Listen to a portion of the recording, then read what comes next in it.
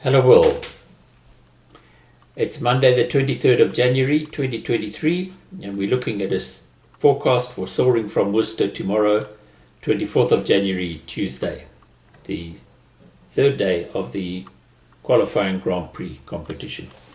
I'll move on. This is 2 o'clock, but I will move back actually to 11 o'clock tomorrow morning. And we can see we've got a problem. Houston, we have a problem. This is very low cloud, and if I actually go on to the pedestrian forecast, it's predicting rain, light rain from 8 o'clock through to 12 o'clock. This is the Norwegian forecast, which uses the same GFS model as the RASP gliding forecast, so the two tie in. If I look at the synoptic chart for tomorrow from the South African Weather Bureau, we can see this at 2 o'clock local time today. We had this cold front moving in, and that's what generated the prefrontal weather that you enjoyed today, which was strong northwest wind and wave conditions.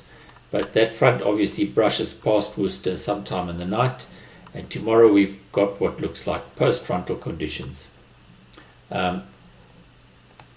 So post-frontal conditions actually can be quite interesting flying, because you get these puffy cumulus clouds and you can thermal underneath them and have quite a lot of fun, except when they're too low and too moist and start raining on you, which then spoils the show. They burn off quite quickly in the afternoon, and we can see here this is Worcester at 5 o'clock, and the clouds have gone, but there isn't very much thermic activity. It goes perhaps just up to 4,000 feet. Still a northwest wind, not that strong. It was actually southwest or westerly at 2 o'clock.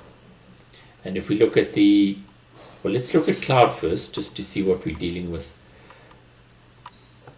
If we look on this chart, we see this turquoise is between 3,500 and 4,000 feet, and the light blue below it is between 3,000 and 3,500 feet.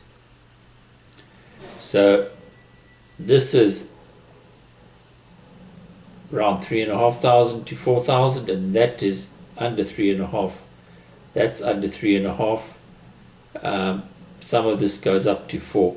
So whether a task can be set under a cloud base which is effectively 3,500 feet, or maybe even 3,000 feet, is something the organizers will have to think about. It could be quite tricky.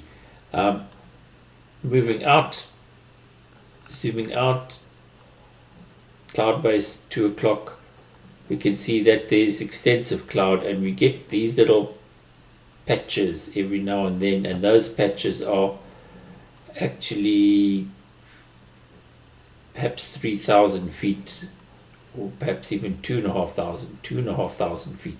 So it's a bit unclear as to exactly what cloud base we will get, but it's definitely a low one.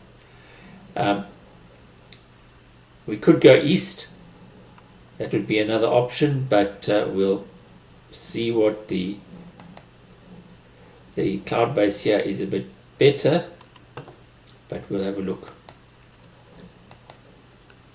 Going out to 5 o'clock, we can see that this cloud is still the same height. It's just breaking up.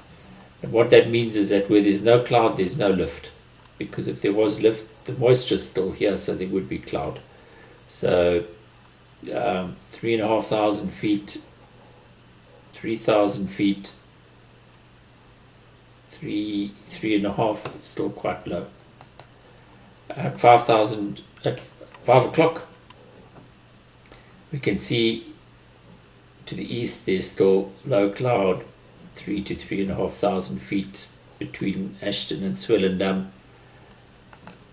Around Swellendam corner to Trudeau Pass, even at Robertson, it's also still quite low. We'll see on the soundings shortly. Let's look at the wind. 2 o'clock, the prevailing wind is a southwest wind, and it's quite strong. And you can see, for instance, over the Rafisona end, we're getting these gushing spots of high speed wind on our ridges. This is quite reasonable. That's perhaps 14 to 18 knots. Further out, 10 to 12 knots. So there's nothing wrong with the wind, but there may be other complications. 5 o'clock, this wind is still here, and it's still, that's 14 to 16 knots, and that is 10 to 12 knots. So it's still blowing. It's blowing nicely on the Robinson side as well, and even further out there's a southwest wind blowing on the Langeberg, which would normally be quite nice, except let's look at some soundings. I'll start off with Tulbach, and 2 o'clock we can see that that cloud base is barely 3,000 or 3,500 feet, and if I look at this, it's a lot of moisture and it might well be raining. At 5 o'clock it burns off, but we don't actually get a clear thermic pattern developing there. Porterville's the same, but it's lower and more signs of rain. 5 o'clock, much the same. Robertson, this is a bit ominous, but the cloud base is up to 5,000 feet, and although it's quite easterly here, we saw on the wind charts that it actually curves around to the southwest. Sorry, that's westerly, it'll go around southwest. Robertson at 5 o'clock, it's coming down again. Swellendam, that's not much good at 2 o'clock and not much good at 5 o'clock. So, can you get a task in to the north? Only if you prepare to fly below 3,000 feet. Can you get a task into the east? Well, this is the pedestrian forecast for Robertson tomorrow, and it shows rain between 12 and 2. So that cloud we saw looks like it's actually raining on us. So short of flying in the rain or flying below 3,500 feet or 3,000 feet, I don't see a task at this stage. I will have a very good look tomorrow morning, because this model might well change overnight, and then we can review things and see what we see there. In the meantime, enjoy your evening. Don't get too despondent, because on Wednesday there's a good chance of going a long way to the east, so stick around. Enjoy your flying, fly safe, even if you don't fly tomorrow, and you can still have fun.